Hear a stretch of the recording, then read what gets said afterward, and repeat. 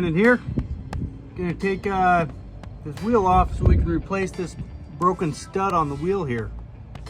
Never done it before. We got this new tool, Lisle 22800.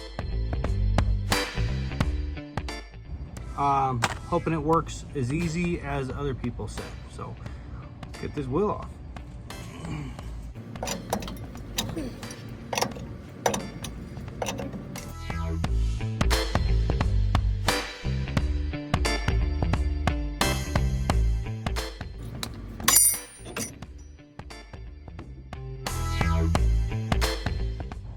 So we got the e-brake off and it's out of gear now.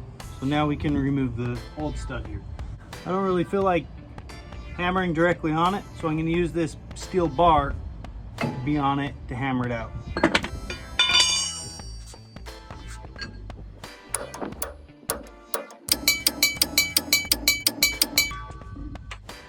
Well, that's the old one.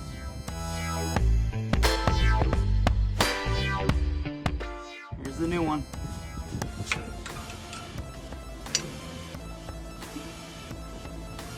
Now, the reason why they say this thing works good is because you got a place here that'll center on the lug itself, on the stud, and on this side you have a ball bearing on the back. I don't know if you can, yeah, you can see that. That's a ball bearing, and so this will turn as you tighten it with the lug, allowing it to not produce as much friction, and it'll pull the stud into the hub here. Let's do it.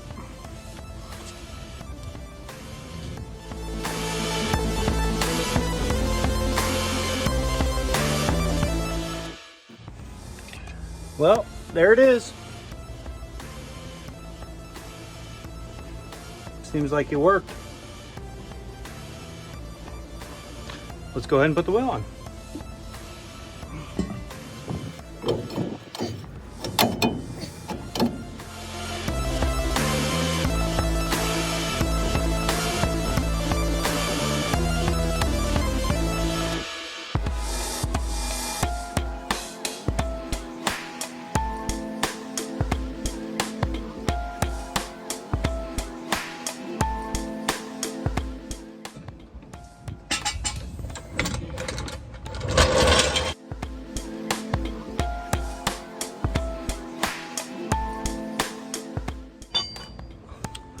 Well, that does it. 5 lugs back on the rear wheel here. Real excited about that. This tool worked fine. I do have to say though, I had to take a little bushing out the middle here so that it could fit the truck lug or truck stud. There was like a little plastic bushing in there that kind of held it all together. And when I took it out, this back spacer here, or this back, I guess bearing cap came off, and all the ball bearings came falling out, so I had to kind of reassemble it and put that cap back on without the center thing, without that center bushing. After I did that, I was able to fit it on the truck stud and install the thing.